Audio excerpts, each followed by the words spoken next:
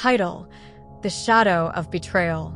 Description: in the quiet, picturesque town of Elmsbrook, filmmaker Marcus Weaver uncovers a dark secret that transforms his latest project into a nightmarish reality.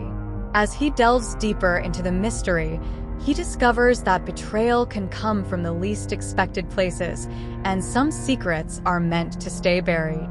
Hashtag horror, hashtag betrayal, hashtag haunted town, hashtag dark secret, hashtag filmmaker horror. The town of Elmsbrook was the kind of place where everyone knew each other, where secrets were whispered behind closed doors, but never spoken aloud. It was here that Marcus Weaver, a promising filmmaker, decided to shoot his latest project, a documentary about the town's mysterious past. Marcus had always been fascinated by old stories and folklore. Elmsbrook, with its quaint charm and hidden history, seemed like the perfect setting. The townsfolk were welcoming but reserved, their eyes always holding something back, as if afraid of revealing too much. As he began his work, Marcus stumbled upon a particularly intriguing legend, the tale of Eleanor Blackwood. Eleanor was said to have been a beautiful and wealthy woman in the late 1800s, but her story ended in tragedy. Betrayed by her lover, she was found dead in her mansion under mysterious circumstances. Her death was ruled a suicide, but whispers of foul play lingered in the town for generations. Determined to uncover the truth, Marcus started his investigation. He spent hours in the town's library, poring over old newspapers and dusty records.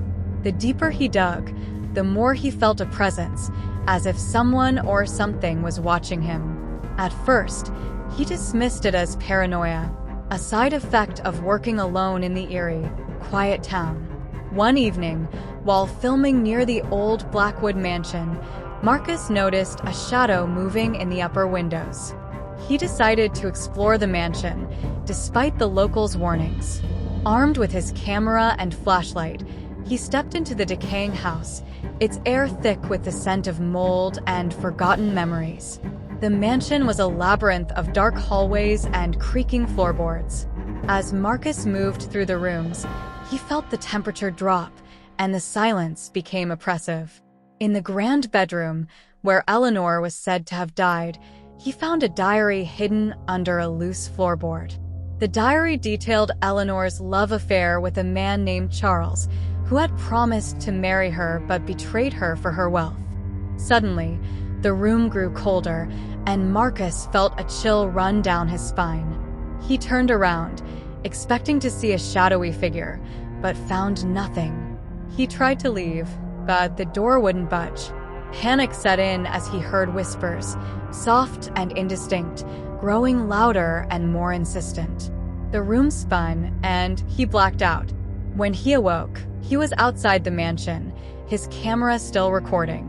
Reviewing the footage, Marcus saw a figure standing over him, a woman in a white dress with hollow eyes, watching him with a sorrowful expression. He realized it was Eleanor, and she was trying to tell him something. Marcus continued his investigation with renewed determination. He spoke to the oldest residents of Elmsbrook, piecing together the fragments of Eleanor's life and death. The story that emerged was one of love, betrayal, and murder. Charles had indeed betrayed Eleanor, but he hadn't acted alone.